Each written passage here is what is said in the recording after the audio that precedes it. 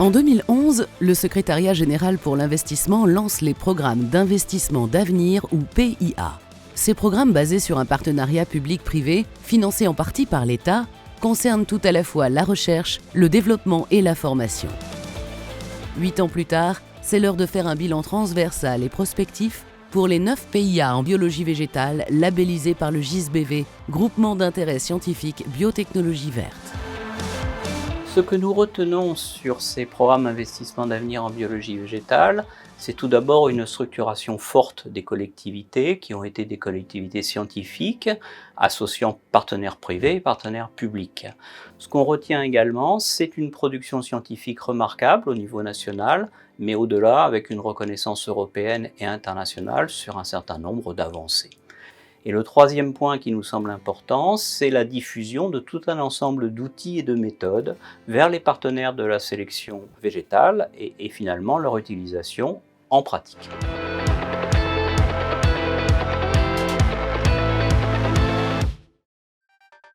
Face à l'appauvrissement des ressources génétiques des cultures, les sélectionneurs souhaitent élargir la base génétique des espèces cultivées avec laquelle ils pourront travailler à l'avenir. Ils recherchent une nouvelle variabilité utile pour augmenter la diversité phénotypique. Ainsi, Acker a sélectionné 15 plantes exotiques de référence parmi 10 000 ressources génétiques de la betterave au niveau mondial. Ces 15 plantes couvrent 100% de la variabilité allélique connue aujourd'hui au sein du genre bêta et sont complémentaires des ressources génétiques déjà utilisées.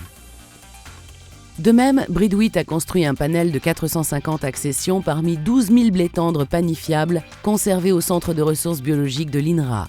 Elles couvrent une diversité génétique peu présente au niveau européen et sont maintenant exploitables par la communauté des chercheurs publics et privés.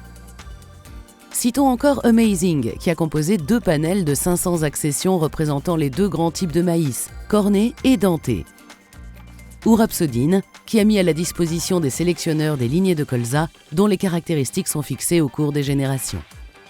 Cette diversité et la connaissance acquise sur les caractères associés à des régions génétiques spécifiques sont maintenant disponibles pour des programmes de sélection qui permettront de produire de nouvelles variétés performantes adaptées aux contraintes environnementales.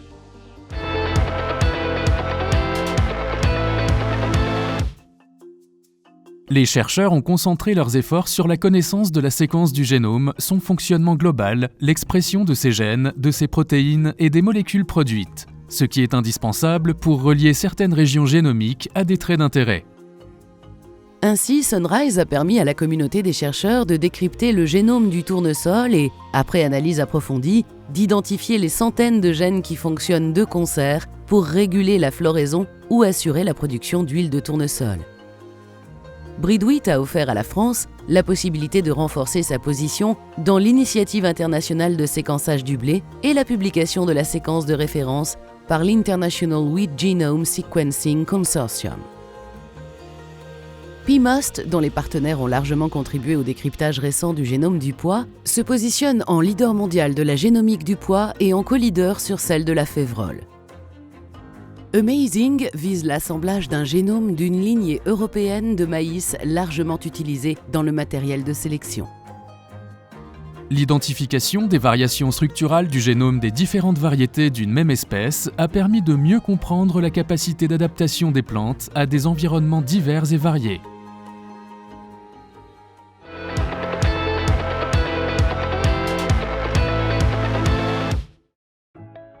Le changement climatique constitue un nouveau défi pour l'agriculture. Il s'agit pour les chercheurs de savoir comment adapter les productions agricoles au stress abiotique, température, hygrométrie, taux de CO2. Ainsi, PMUST a identifié pour le pois et la févrole des marqueurs de résistance au gel et à la sécheresse. Une étude de génétique d'association a permis de localiser plus précisément des régions génomiques associées à la tolérance au gel. De son côté, Sunrise a identifié 35 régions du génome contrôlant la tolérance au froid, à la sécheresse et l'absorption d'azote chez le tournesol, grâce à une approche de modélisation de la culture. La résistance à la sécheresse des semences est aussi un apport clé de Sunrise et capital pour l'industrie semencière. Breedwheat s'est penché sur la tolérance du blé au stress hydrique. Amazing sur la précocité, la tolérance au froid et à la sécheresse du maïs. Biomass for the Future, BFF, a ciblé ses études sur l'effet de la sécheresse sur la paroi végétale, qui constitue l'essentiel de la biomasse produite chez le miscanthus, le sorgho et le maïs. Grâce aux outils de phénotypage, la mesure de l'expression des caractères mis en évidence et liés aux conditions climatiques permettra d'obtenir des variétés tout aussi productives, mais dans des conditions plus aléatoires.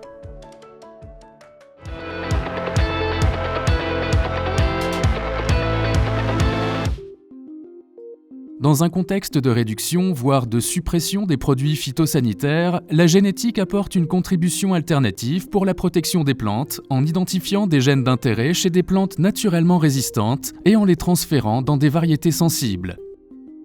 Ainsi, Génius a permis de modifier le génome de tomates sensibles à un potivirus, à l'origine de dégâts importants, en s'inspirant de la stratégie de résistance existant chez les piments.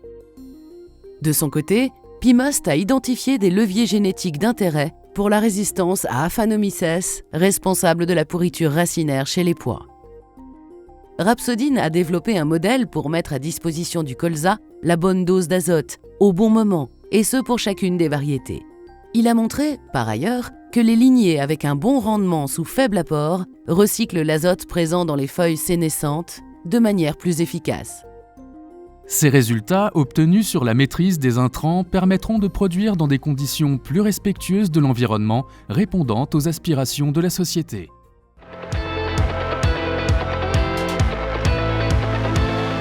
L'automatisation du phénotypage, ou évaluation des caractères, aide les généticiens à avancer plus rapidement et plus finement dans la connaissance de l'expression du génome, aidés en cela par la bioinformatique. Ainsi, Phenom a mis au point la Phénomobile, outil de phénotypage entièrement automatique pour une estimation précise de 100 à 200 parcelles à l'heure. Le système, guidé par un GPS, est équipé de lasers, de caméras à haute résolution spatiale, avec un éclairage actif rendant l'imagerie indépendante de l'éclairement naturel. Des abris mobiles géants, aussi bien chez Arvalis, à Ouzouer-le-Marché, qu'à l'INRA de Clermont-Ferrand, permettent de mimer la sécheresse en plein champ. Sunrise a mis au point la plateforme de phénotypage Eliaphen, équipée d'un robot permettant de contrôler l'alimentation en eau et la croissance de 1300 plantes de tournesol simultanément. Aker et Sunrise utilisent un drone équipé de caméras afin de mesurer l'évolution des caractéristiques foliaires de la betterave et du tournesol. Aker et Pimost se sont équipés d'un tomographe 3D à rayon X afin de mesurer la composition de la graine de betterave et les dégâts de bruche dans les graines de pois et de févrole. Aker a adapté une sonde racinaire non destructive et mis au point un logiciel pour mesurer directement la teneur en sucre de la betterave sur le collet. Tous ces nouveaux outils de phénotypage issus des PIA sont maintenant disponibles en routine au service des chercheurs, des filières et des agriculteurs pour leur apporter des conseils personnalisés.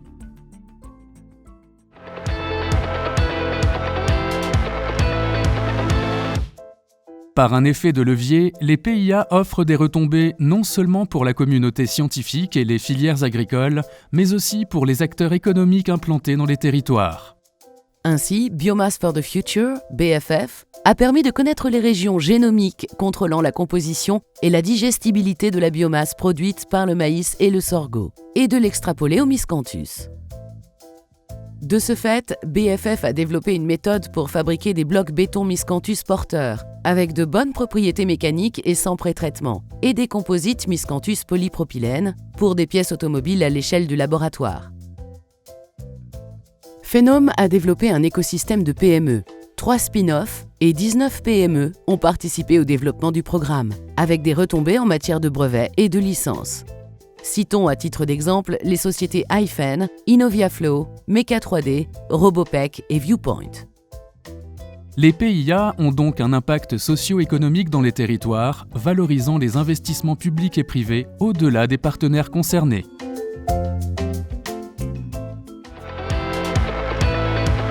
En tant que responsable de recherche appliquée, qui a pour but de mettre au point des plantes mieux adaptées aux enjeux des agricultures de demain, je retiens de ces PIA, installés dans la durée, une excellente collaboration entre la recherche publique et les différents acteurs du privé, une grande transversalité et de très belles complémentarités.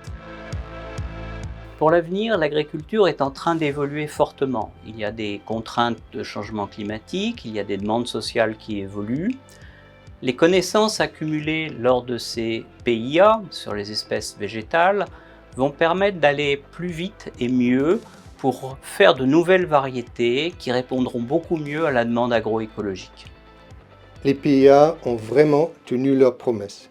Ils ont fait progresser la sélection végétale et ainsi permis de concilier les aspirations de la société avec les impératifs d'une agriculture moderne, c'est-à-dire favoriser la biodiversité, réduire l'usage des pesticides, développer les variétés résilientes face au changement climatique et renforcer la qualité nutritionnelle des aliments. Bref, les PIA ont apporté leur pierre à l'édifice et permettront même de répondre aux questions qui se poseront demain.